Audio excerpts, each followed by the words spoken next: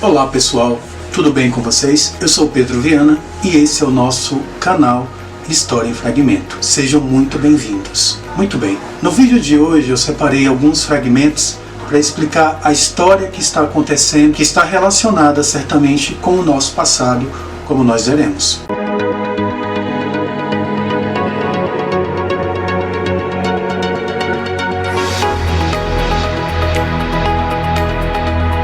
Nessa última semana, as redes sociais foram bastante movimentadas por um assunto muito comum na história do Brasil, que é o desmatamento na Amazônia e suas queimadas. Mas o que mais me chamou a atenção para a construção desse vídeo foram as discussões políticas em torno desses acontecimentos. Sim, pois vimos uma série de anônimos, celebridades e políticos brasileiros e internacionais tratando sobre essas questões ambientais, como veremos. Mas antes disso, siga o nosso canal, não esquecendo de ativar o sininho. Sigam nossas redes sociais que estão aqui embaixo linkadas, o Instagram, o nosso Facebook e o Twitter, que tem uma variedade de publicações relacionadas aos temas aqui abordados. Antes de entrar nessas polêmicas em torno do meio ambiente e do desmatamento no Brasil, nós precisamos fazer uma contextualização, que é situar a abordagem que teremos aqui numa determinada perspectiva historiográfica, como se diz. Bom, a questão ambiental no mundo, ou seja, os estudos históricos sobre o meio ambiente, aconteceram inicialmente na passagem das décadas de 1960 e 70, com a ideia de uma história ambiental, com conferências sobre a crise global e o crescimento dos movimentos ambientalistas, sobretudo nos Estados Unidos e na Europa. Então, dito isto, vou selecionar algumas notícias que foram veiculadas nos últimos dias a respeito dessa questão ambiental no Brasil, que me fizeram fazer esse vídeo.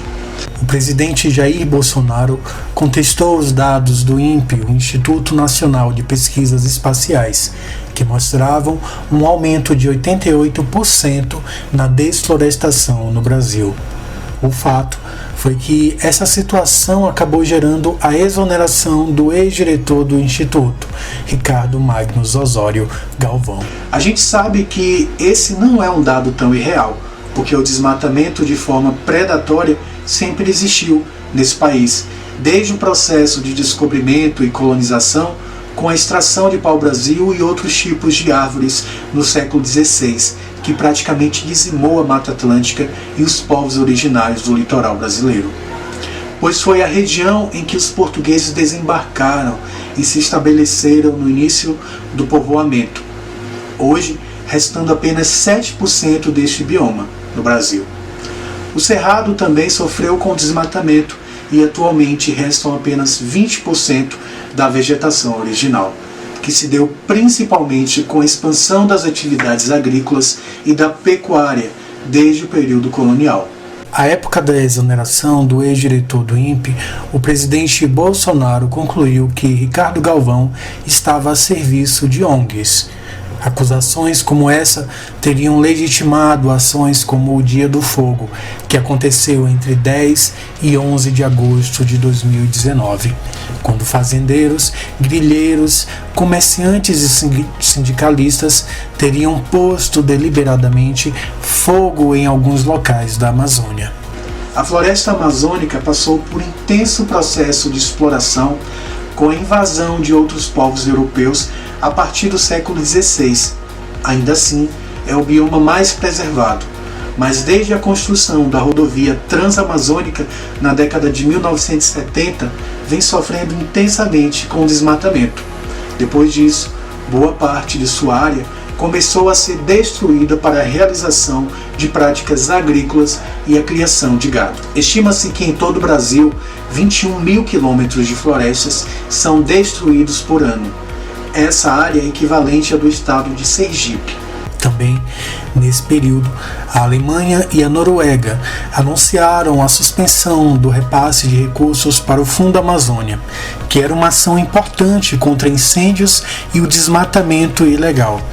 A medida se deu após o aumento do desmatamento na Amazônia e de mudanças na gestão do fundo. Ricardo Salles, ministro do Meio Ambiente, disse em Sertãozinho, interior de São Paulo, que apesar das dificuldades orçamentárias, apesar do problema de infraestrutura, apesar de uma série de limitações que vêm ocorrendo administrações após administrações, estamos colocando eficiência administrativa para disponibilizar nesse exato momento todas as equipes. Lembrando que foi nessa mesma semana que o fogo avançava nas florestas e em São Paulo o dia virava noite. A NASA, a Agência Espacial Americana, divulgou um Twitter com a legenda: "Fumaça de incêndios florestais se espalha por vários estados brasileiros". O presidente fez suas primeiras ponderações sobre o tema, quando classificou como criminosa a série de queimadas pelo país e disse, sem provas, que ONGs de proteção ao meio ambiente podem estar envolvidas nos incêndios ilegais. Disse também que há suspeitas de que produtores rurais estejam por trás dos incêndios que atingem o bioma, além de criticar governadores do norte do país que, segundo ele, não estariam se mexendo para resolver a situação. O assunto chamou tanta atenção que celebridades mundialmente conhecidas passaram a postar em suas redes sociais acusações contra Jair Bolsonaro. E até o presidente da França, Emmanuel Macron, convocou a cúpula do G7 para discutir o assunto da Amazônia. Nossa casa está queimando, literalmente. A floresta amazônica, os pulmões que produzem 20% do oxigênio do nosso planeta, está em chamas. É uma crise internacional. Membros da cúpula do G7, vamos discutir em 2 dias este tema emergencial, disse em sua postagem via Twitter. Fake news. O uso de imagens fora de contexto para comover sobre o tema, como a foto de um macaco da Índia sendo divulgada como se fosse na Amazônia. Até mesmo Macron usou a imagem de um fotógrafo morto para repercutir o assunto e Cristiano Ronaldo chegou a usar uma foto do Rio Grande do Sul de incêndio no Taim. Leonardo DiCaprio denunciou em seu perfil no Instagram os avanços do desmatamento na Amazônia e criou, junto com a viúva de Steve Jobs, um fundo com 20 milhões de dólares para a região. Para concluir essas notícias, o presidente Bolsonaro acabou assinando um despacho que definiu que toda a equipe ministerial tomasse medidas de combate à série de queimadas que vinham assolando o país. Na semana seguinte, o secretário-geral da ONU, Antônio Guterres, sugeriu que fosse realizada uma reunião de cúpula sobre a situação na Amazônia, em paralelo à Assembleia Geral da organização. Em setembro de 2019, essa situação fez com que países e empresas pensassem em embargos comerciais. A empresa de alimentos Nestlé se disse profundamente preocupada com a Amazônia e cogitou revisar a compra de carne e cacau da região. Até o fechamento deste vídeo, nós não tivemos conhecimento de novos fatos. Mas nós sabemos que o grande problema do desmatamento no Brasil é a fiscalização ineficiente, que, por exemplo, culminou com o Dia do Fogo.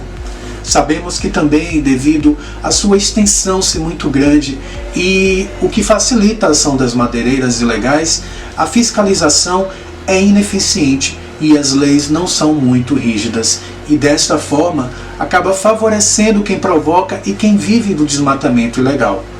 O próprio Código Florestal Brasileiro, que levou 11 anos sendo discutido, que revogou uma lei de 1965, foi aprovado em 2012 pela presidente Dilma Rousseff, e mesmo assim com redução da proteção sobre o patrimônio natural brasileiro, anistiando desmatadores ilegais e estimulando mais desmates com impunidade. Em 2018, o presidente Michel Temer criou a MP 867, que prorrogava o prazo de adesão do produtor rural ao Programa Regularização Ambiental, PRA. ela traz um dispositivo interpretado como uma diminuição da obrigação que o agricultor tem de recuperar a reserva legal desmatada.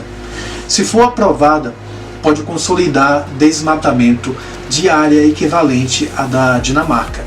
O pesquisador Luiz Fernando Guedes Pinto, do Imaflora, explica que a MP tornará o Código Florestal uma lei de papel.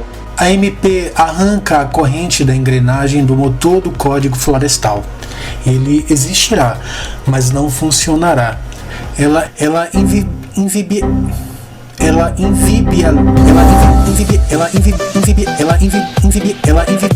inviabiliza que o código seja implementado e acaba com a necessidade de recuperar o que foi destruído, diz.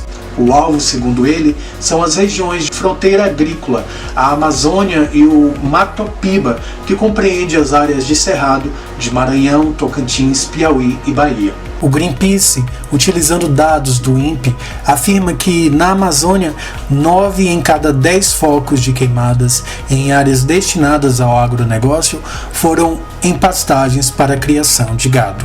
A partir de 1970, a agropecuária se tornou o principal responsável pelo desmatamento na região. E grande parte dessas queimadas aconteceu onde o INPE fez o alerta. Só na América Latina, a expansão da agricultura e da pecuária comercial é responsável por aproximadamente 70% do desmatamento. Lembrando que esse não é um problema apenas do Brasil. Segundo dados da Organização das Nações Unidas para a Alimentação e a Agricultura, a FAO, a prática agrícola por meio das produções em escala industrial e a pecuária por meio do aumento dos pastos extensivos, fomentam o desmatamento em vários países do mundo. O relatório O Estado das Florestas do Mundo, de 2016, lançado pela FAO, aponta que não é necessário desmatar florestas para produzir alimentos. É necessário, ao invés de expandir as áreas agrícolas, retirando as florestas, intensificar a atividade agrícola e as medidas de proteção social. Então é isso. Se você gostou, dá um like ou um dislike, fique à vontade. Comente e compartilhe para que possamos desenvolver mais vídeos que poderão te ajudar nas suas aulas de história, geografia, redação ou mesmo para se inteirar, ter conhecimento. Lembrando que eu não estou aqui a serviço de ninguém, só buscando desenvolver um conteúdo verdadeiro e imparcial. Até mais.